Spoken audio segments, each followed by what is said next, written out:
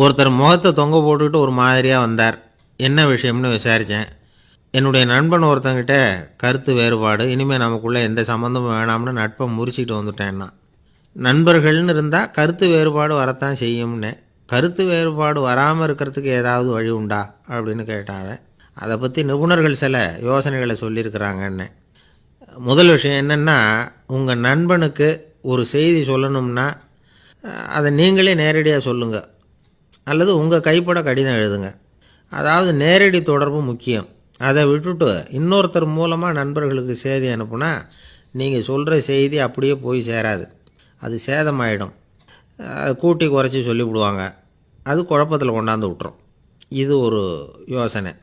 ரெண்டாவது யோசனை என்னென்னா, நீங்கள் ஒரு நல்ல காரியத்தை செய்யும் பொழுது உங்கள் நண்பரையும் சேர்த்துக்குங்க, அவருக்கும் அதில் ஒரு ஈடுபாட்டை உருவாக்குங்க.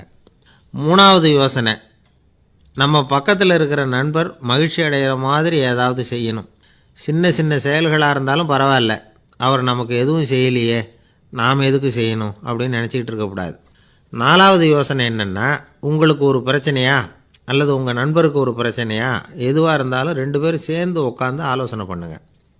நம்ம யோசனையும் கேட்கப்படுதே அப்படிங்கிற நினைப்பே அவருக்கு ஒரு மன நிறைவை உண்டாக்குமா. ஐந்தாவது யோசனை, உங்கள் நண்பர் ஏதோ ஒரு காரியத்தை செய்கிறார், நீங்கள் உடனே அவசரப்பட்டு நீ செய்கிறது தப்புன்னு தீர்ப்பு சொல்லக்கூடாது. அவர் அதை செய்யறதுக்கான நியாயங்கள் எவ்வளோ இருக்கும், அதை புரிஞ்சுக்கிறதுக்கு முயற்சி பண்ணணும். ஆறாவது யோசனை, உங்கள் நண்பர் என்ன சொன்னாலும் அதை பொறுமையாக கேளுங்க.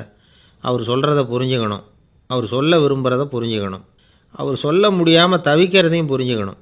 இப்படி 3 விதமாகவும் அவரை புரிஞ்சுக்கிட்டு அதுக்கு தகுந்த மாதிரி செயல்படணும்.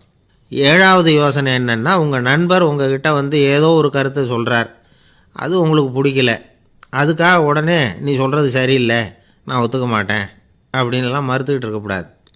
அவர் சொல்கிறத கேட்கணும், பொறுமையாக சிந்திக்கணும், அதுக்கப்புறம் பதில் சொல்லணும். இப்படிலாம் நடந்துக்கிட்டால் நண்பர்களுக்குள்ள கருத்து வேறுபாடு வர்றதுக்கு வாய்ப்பே இருக்காது அப்படின்னு வல்லுநர்கள் தொகுத்து சொல்லியிருக்கிறாங்க இந்த யோசனைகளை. எனக்கு தெரிஞ்ச சில நண்பர்கள் உண்டு, அவங்களுக்குள்ளேயும் கருத்து வேறுபாடுகள் வராமல் இருக்கிறதுக்கு சில நுட்பங்களை கையாளுறது உண்டு. ஒருத்தர் சொன்னார், அந்த டாக்டர் சின்ன வயசுலேருந்து என் கூட பழகினவர், நாங்கள் 2 பேரும் இணை பிரியாத நண்பர்கள். இருந்தாலும் எனக்கு உடம்பு சரியில்லைன்னா நான் அவர்கிட்ட வைத்தியம் பார்த்துக்க மாட்டேன் அப்படின்னார் ஒருத்தர். ஏன் அப்படின்னு கேட்டேன். எங்கள் நட்பு கெட்டுப்படக்கூடாது இல்லையா, அதனால தான் அப்படின்னாரு இவர். தென்கட்சி கோ சாமிநாதன் ஐயா அவர்களின் இன்று ஒரு தகவல் நகைச்சுவை கதைகளை கேட்டு ரசித்தமைக்கு நன்றி.